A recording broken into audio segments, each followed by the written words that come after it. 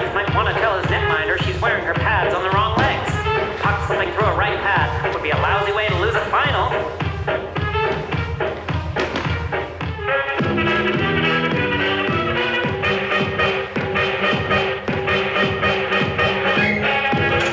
Nellie Ranscombe with the puck now. Passes the puck to Helen Schmuck, who looks scattered in her own end. Schmuck misses his hat.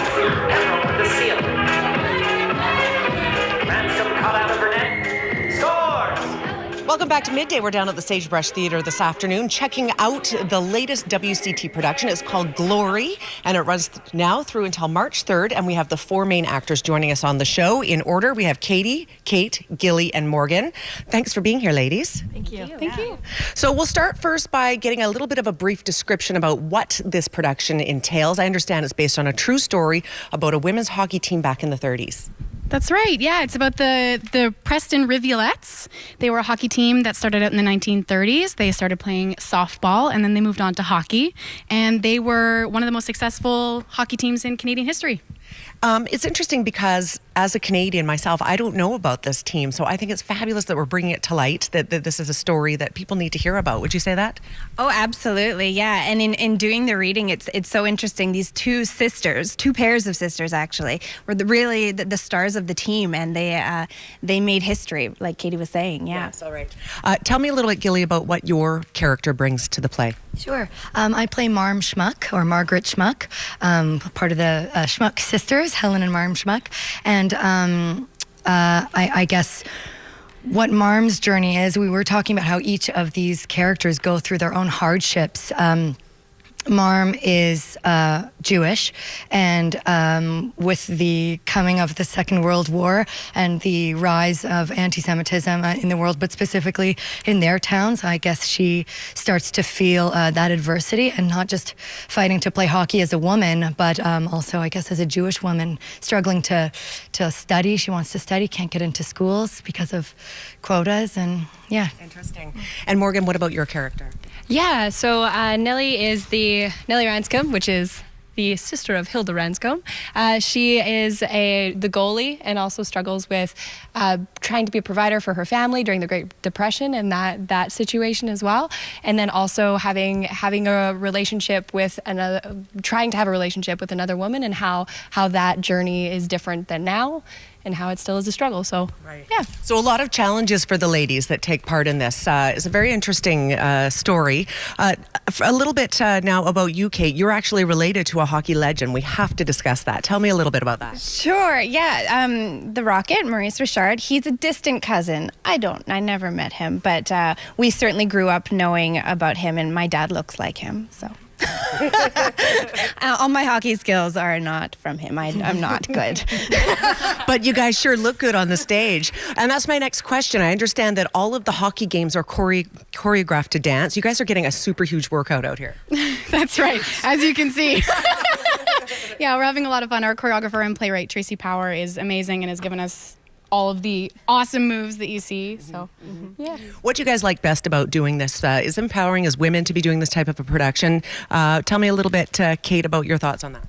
On how it's empowering for women? Yeah, well, it's a play written by a woman, and it's about women, and it's a story that was not known, and we feel like it should have been known. So the fact that we can tell this story about strong Canadian women and their struggles, and how it's still very relevant to today, is pretty important.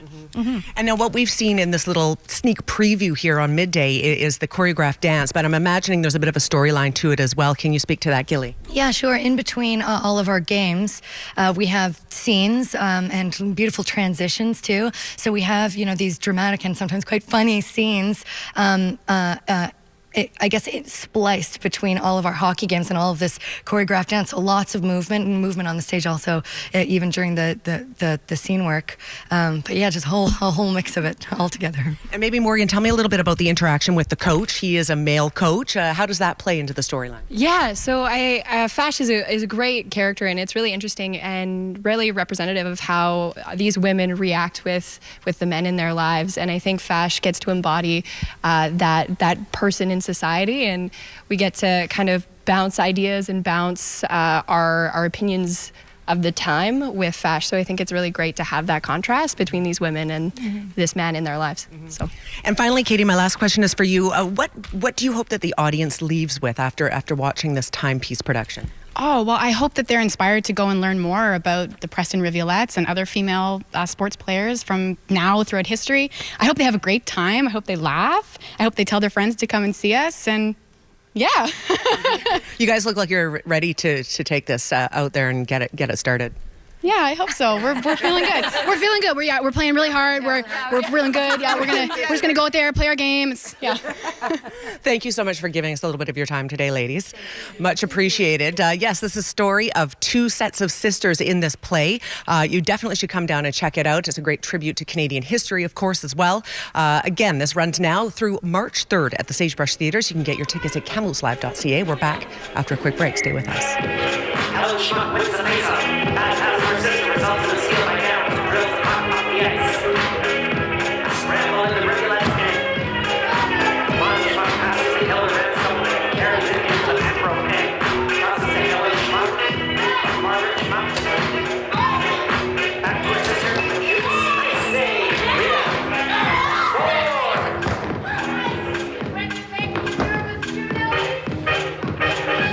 Pembroke shoots. Saved by Ransom. Georgia Downs with the rebound. Another save by Ransom. Helen Schmuck tries to clear the puck. Warm weather through the ice conditions. Helen Schmuck slashing through the slush now. Georgia Downs with the steal. Shoots. Scores. It's 2-1 Pembroke.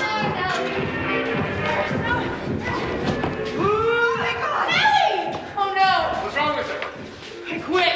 No, you can quit in 20 minutes. I'm quitting now! It's the final! I don't care! We can't play without What are you doing out there? Get your mind on the game! You're stop it! We need to be a team right now, or we've lost this! Let's go!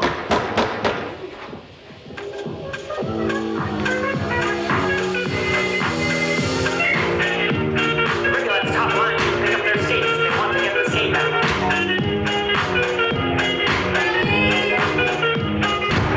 Marm Schmuck passes to the defense. To Ransom. Helen Schmuck. Takes a quick shot. Scores. Helen Schmuck has tied the game. Not my fault, boys. It's shiny card. Connie Webb on defense for the Rivulet's. The skates up ice. Leaves the puck for Helen Schmuck.